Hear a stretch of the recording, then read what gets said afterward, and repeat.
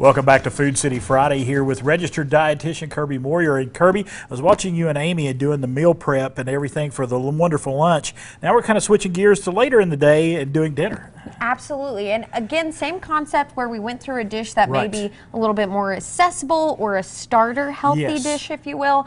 I love fajitas. Oh, I think it's a great yes. dish if we ever go out to eat. I feel like that's a very popular item.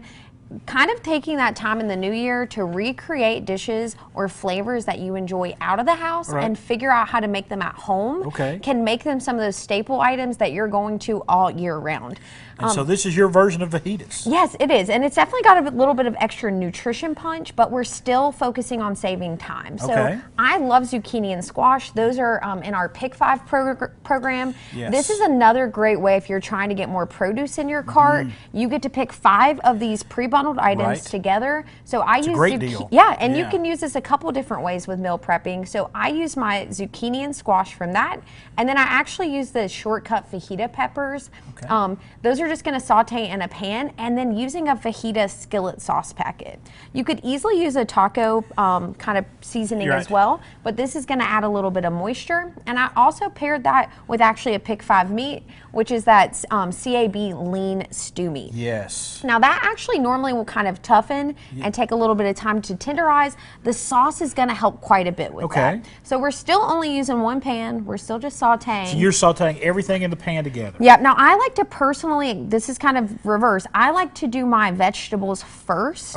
Take them out, cook my beef, and then add the vegetables back in. And I find that if we do beef first, it just we tend to not mature the vegetable Well, and it flavor also will as sit much. there, and if you have to do something else or something catches you and you don't get to it real quick, it's just sitting there. That's right. And you don't want that. You want it to rest some, but you don't want it to rest for like more than an hour or something. Now with that right there, we're talking typical fajita kind of dish. You could stop there, but what I really like to add into this, our kind of surprise add-on, is pinto beans, white beans, black beans.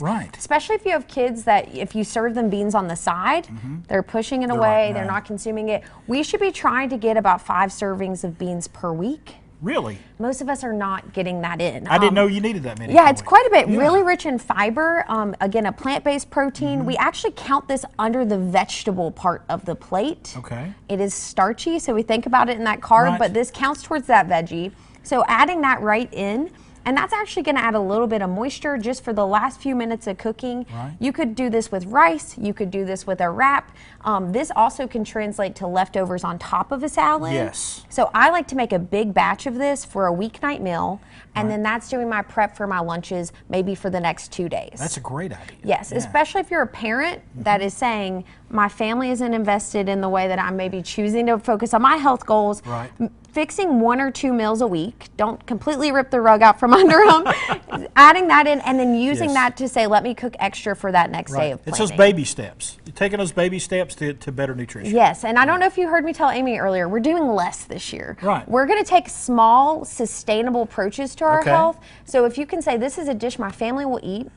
It's not just temporary for January. We're going to be transitioning. I like that, temporary for January. No, we're going to be holding on to these behaviors all year long. And of course, you go over here, your take on a stuffed pepper. Stuffed pepper. Now this is really simple. Again, if you did that Pick 5, you could have picked up some peppers from that too. So that's another great produce add-on. You're just gonna take out the tops and cut them in half and scoop out the seeds. Now a hack to helping these bake a little faster is microwave them before you stuff them. I like to just put a little bit of water in the bottom, and it's gonna help soften them really quickly. Only 1 or 2 minutes. You're then gonna want to dump the water or the moisture out. Because what happens is when we cook peppers, they get soft. And this is going to help them crisp up in the oven. Now another quick hack, I used a pre-seasoned riced cauliflower. It actually came with a little bit of chopped vegetables. The frozen vegetable section, just like our fresh produce section, get both. So you're not cleaning out at the end of the week. I didn't make the peppers I said I was going to make. Use a combination of both. And then that's going to be the seasoning and the stuffing in there. Finish with a little bit of cheese. You could easily pair this with a protein like a ground meat. You could even serve this on the side with your fajitas, but that's a really nice veggie I think filling. most people, when they think about stuffed peppers, they think about that ground beef in there with the cheese and everything. Yeah. Just kind of, maybe put a little ground beef in there if you want it, but you don't have to. Do not have to. And again, that's... You could even put lean chicken in there. Absolutely. And you could do rotisserie chicken if you wanted to, again, cut down on that preparation time. So we have a theme here. Veggies, that's the 2023. There we go. Kirby Moir, thank you so much. Thank you. Great ideas for lunch and dinner. And you can find everything that we talked about here today at foodcity.com.